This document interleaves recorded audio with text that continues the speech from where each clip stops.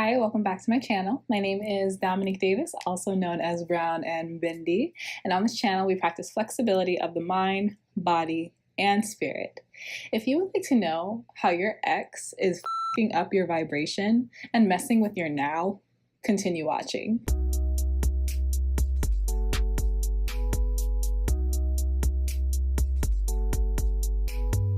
The worst thing to happen to me. Trash. A danger to all womankind. These are all fun ways that we like to refer to our exes, right? I was in a tumultuous. I wanted to be a big girl and say that word, and I failed. I was in a rocky past relationship, and I was married to my ex, and he gaslit me, emotionally abused me, sexually abused me, cheated on me, all that. All the fun stuff, check all the boxes. And it took me a long time to heal from that and a long time to get over that. So if you are the girl who has a healthy relationship with all of her exes and you're friends with them on Facebook and you follow them on Instagram and all that fun stuff, this video is probably not for you. If you're not that girl, this video is going to be about how your ex is messing up your vibration and what we can do to fix it. Before we get into it, let's just do a really quick recap of what a vibration is. If you have not seen my other videos, your vibration, it's not your current mood. It's not whether you're happy or sad or annoyed or bothered right now. Your vibration is your overall feeling about everything. Your vibration is how you relate to the world and the people around you, and how it relates to, and how the world relates to your subconscious beliefs, and how much love you see everything with, if that makes sense. I just realized how difficult it is to try to explain what your vibration is in 30 seconds. So let's talk about a couple different ways that your ex can mess with your vibration. The first way is self-esteem and self-worth. If you had an ex that was always talking about what you could do to be prettier, what you could do to be a better girlfriend or wife, what you can do to be better at your job, even though he never worked at your job and he didn't know anything about your job. If you had an ex who constantly criticized you and always magnetized your flaws as opposed to building up all the wonderful things about you, you probably got some self-worth issues from that past relationship. Another way that your ex could be messing with your vibration is they ruined how you see the gender that you dated. So if your ex is a man, your ex could ruin how you see men. If your ex was a woman, your ex could ruin how you see having a relationship with other women. A lot of times, especially if there is infidelity within a relationship, it can cause a lot of distrust. It can make a person feel like they never really know anyone, and that feeling can be projected onto a lot of undeserving and eligible bachelors and bachelorettes, So that is another way your ex could be messing with your vibration. If you had an ex who would gaslight you, and what gaslighting is basically like if your ex is looking at a girl's Instagram photos and he's liking a bunch of pictures of her butt and her boobies. Some people don't have a problem with that. It doesn't matter. But just for the sake of the example, he's liking a bunch of pictures of butts and boobies, and you're like, hey, that makes me uncomfortable. Can you stop? And then he turns it into, well, you're the one who's insecure. It's just a human body, so on and so forth. Because even though those things are valid, it is just a human body. When you talk to someone about something and when you try to communicate how you feel about something to them, it is the other person's responsibility to hear you out and adjust, not to hear you communicate and then decide that they want everything still their way, so they completely dismiss everything that you say. Because relationships are ultimately about growing together and communication. So if you had an ex who didn't communicate very well, your ex could have taken away the importance of communication. Your ex could have made you feel almost like you didn't have a voice. And feeling voiceless It's not good for your vibration. And finally, the worst one in my opinion, your ex may have, my tummy rumbled.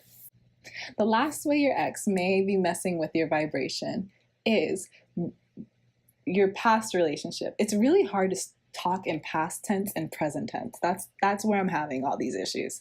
But your ex may have created a fear of intimacy. Here's the thing. If somebody cheats on you, if somebody lies to you, and if someone just makes you feel as though they're not really on your team, they're not really on your side, but you're still being intimate with that person, it can be very confusing. It can be very confusing for your mind. It can also be very confusing for your body. And the more you have sex with a person like that, the further away you get from what sex is supposed to be. And that relationship can kind of alter what you see as intimacy. So yeah, that's another way your ex can mess with your vibration. But let's talk about healing.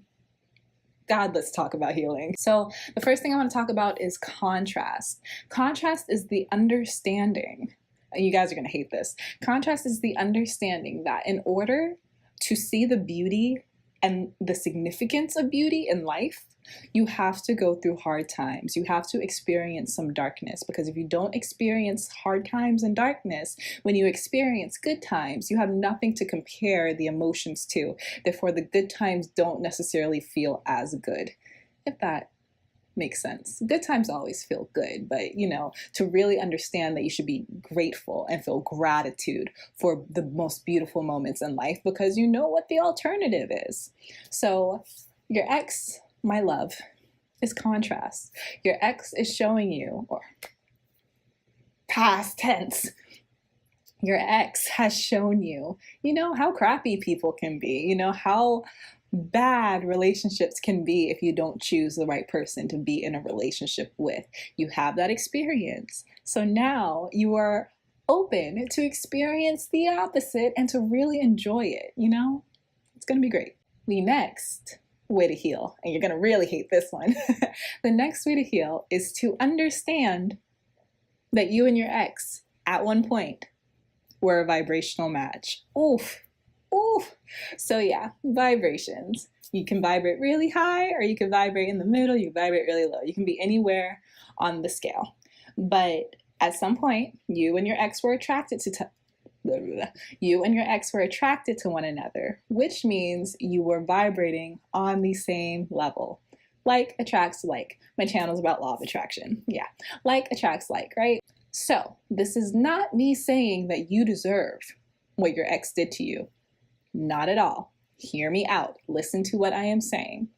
Your ex vibrated in a low place because anyone who feels like they can manipulate a person in order to get what they want all the time, or, just be really mean to a person in order to make themselves feel better, that person isn't very confident themselves. That person isn't very happy themselves because they feel like they have to always control the situation in order to get the outcome that they want.